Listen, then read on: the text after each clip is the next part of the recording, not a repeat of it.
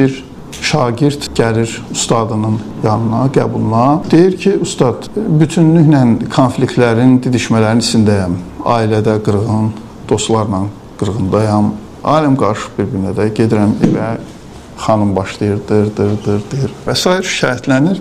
Çox dəyər verdi bir ustad. Ustad da deyir ki, oğlum, düşün ki, sənin bir ay ömrün qalıb. Necə eləyərdin, necə davranardın filan.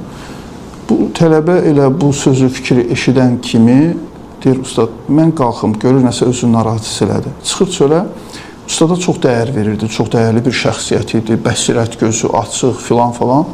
Bu düşünür ki, ustad bu sözü elə-belə demədi mən. Gedir fikir evə, biraz özünə gələn fikirləşir, bir ay ömrüm qalıb, nə etməliyəm, vacib işlərim var, onları görməliyəm. Başlayır diqqətini ayırmağa o işlərə, çaşmazlığı, bunu narahat eləsin, bundan halallıq alsın, bunu belə eləsin. Xanım gəlir, deyinir, nə deyirsən, haqlısan, nə söz deyir, fikir vermir, çünki fikir vermə vaxtı yoxdur, bir ay ömrü qalıb, heç kimə də deyə bilmir. Bax, belə çox gözəl işlər görür, o bir ayını çox gözəl dəyərləndirir. Bir 10-15 gün köçəndən sonra görür ki, xanım da artıq deyinmir, eləmir, sakitləşib o da. Görür ki, adam baş qoşmur öz işində, güzündə.